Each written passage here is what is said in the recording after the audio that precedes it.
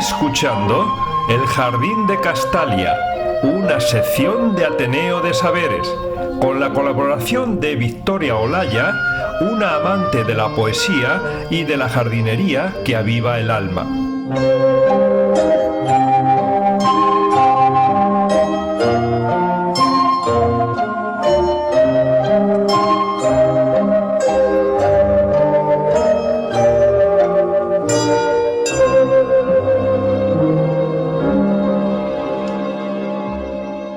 Bienvenidos al Jardín de Castalia con Victoria Olaya Magadán.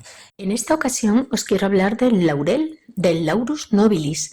Laurus género, nobilis especie, que quiere decir noble. Nombre común, laurel, árbol de Apolo, laurel nobre, aurel, que es como lo llamaba mi padre y como lo llaman en la zona de Ávila, laurel de Dafne.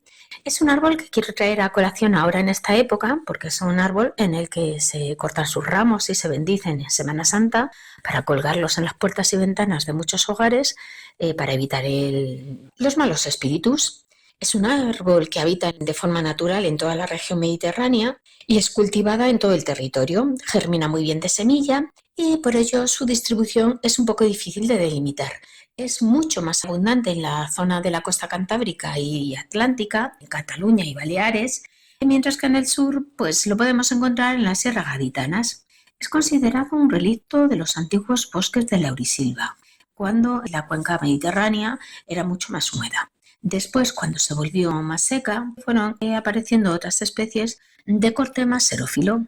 Deciros que es un pequeño árbol que puede llegar a medir 10 metros de altura, que es perenne, que es aromático, que es dioico, que tiene un pie femenino y un pie masculino, que tiene un tronco recto de corteza lisa y gris, que las ramas surgen desde abajo, que tiene porte columnar, que termina ensanchando con el paso de los tiempos.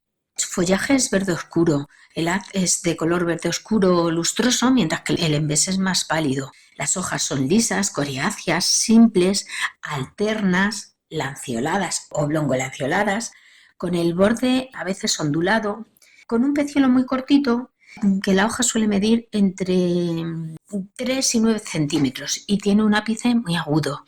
Las flores son pequeñas y amarillas, surgen en esta época al inicio de la primavera. Las femeninas, situadas en los pies femeninos, darán lugar a una baya o drupa negra y las masculinas estarán en los pies masculinos y suelen tener muchos más estambres que las femeninas. Suelen tener de 8 a 12 estambres de unos 3 milímetros provisto de nectarios.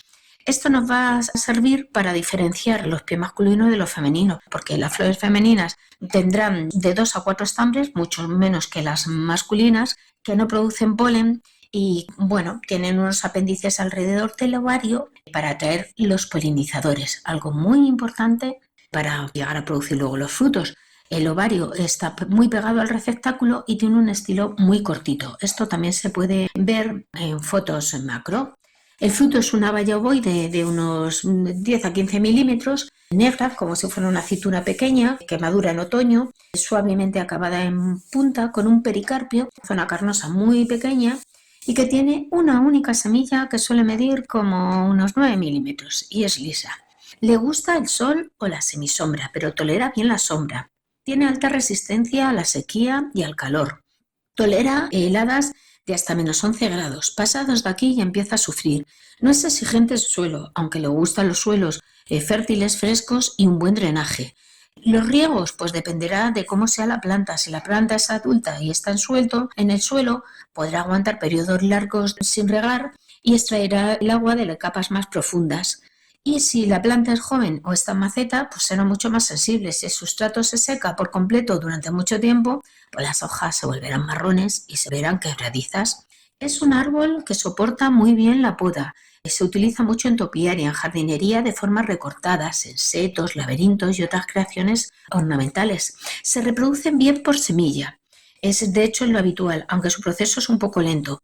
Las semillas deben recolectarse en zonas donde haya pies de ambos sexos y la tasa de germinación será más exitosa si utilizamos técnicas como la escarificación mecánica, limando, lijando, frotando un poco la parte que recubre la semilla, el tegumento, o llevándola a una estratificación húmeda y fría durante 20 o 30 días cuyo objetivo es mantener la semilla frío y con humedad para romper la latencia, activar el embrión de la semilla y ayudar a la germinación. Esto también se puede conseguir si sumergimos la semilla durante 24 o 48 horas para favorecer esta germinación.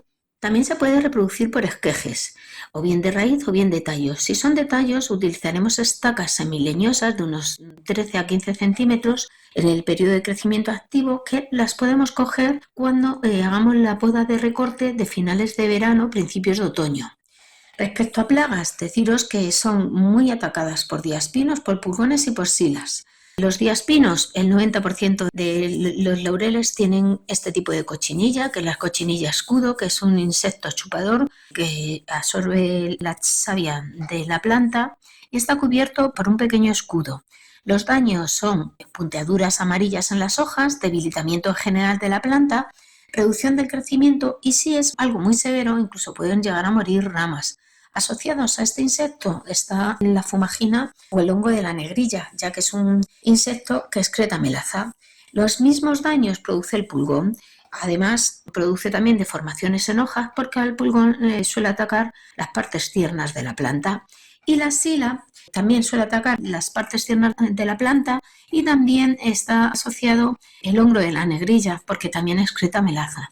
Pero la sila produce una recurvatura en la hoja, las enrolla, porque ahí dentro de ese enrollamiento la sila hace la puesta, es donde hay una especie de pelusa blanca y pegajosa, donde están las ninfas o larvas protegidas por unas secreciones de cera.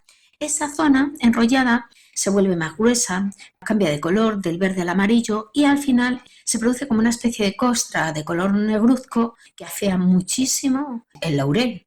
Como tratamientos, aunque estos os explicaré mejor en el próximo Jardín de Castalia, deciros que podemos hacer una poda de limpieza cortando los brotes enrollados o más afectados, utilizar jabón potásico como insecticida y para limpiar la melaza, el aceite de neem como insecticida con el mismo fin, extracto de ajo para repeler la puesta de huevos de los adultos y si la plaga persiste podemos utilizar aceite de parafina o aceite de verano, que es un tratamiento muy efectivo para la plaga de cochinillas diaspinas, aunque estas también las podemos limpiar de manera natural con un cepillo de dientes, que es lo que yo uso, o con un paño empapado en agua con alcohol reducido al 30%. Olvidarse de que podemos utilizar el control biológico, es decir, la fauna auxiliar para este control. Los usos del laurel: se utiliza en veterinaria, se utiliza como planta medicinal, es digestivo, abre el apetito, facilita la expulsión de las bilis, favorece la disminución de los gases, se utiliza muchísimo como condimento en toda la cocina mediterránea, en asados, estofados, legumbres, arroces. Se puede utilizar las hojas frescas o secas, pero es muchísimo mejor utilizarlas secas porque tienen un sabor más intenso. Hay que utilizarlo con prudencia, pues su sabor se desprende lentamente y en abundancia además resulta tóxico. Las bayas se usan con menos frecuencia, pero también se utilizan como guarnición y en la región de Emilia-Romagna, en la zona nororiental de Italia, se utilizan para hacer un licor conocido como laurino. También la manteca de laurel extraída del aceite esencial de los frutos es utilizada para el tratamiento de inflamaciones osteoarticulares y para la pediculosis, contra los piojos. En jardinería ornamental se puede utilizar como un ejemplar aislado porque da un contraste de verdor en el jardín, es balsámico y proyecta una sombra densa, o como planta en topiaria porque tiene una excelente respuesta a la poda, formando setos, laberintos o figuras recortadas. Se debe podar a mediados de primavera y también se debe podar a finales de agosto y principios de septiembre, y de esos recortes se puede recoger los esquejes para hacer las estaquillas y esquejar nuestro laurel. También es muy utilizada para el cultivo en macetas, en patios y terrazas, en pequeños jardines o en huertos familiares, y su madera, que es muy dura, se ha empleado mucho en trabajos de taracea, que es una técnica artesanal de incrustación que consiste en encajar pequeñas piezas de madera de diferente color, como de ébano, nogal, olivo, o nácar, huesos o metales, sobre una base de madera en la que se ha tallado previamente la forma de la pieza a incrustar para crear diseños geométricos, florales o paisajísticos. También se utiliza su madera para trabajos de marquetería.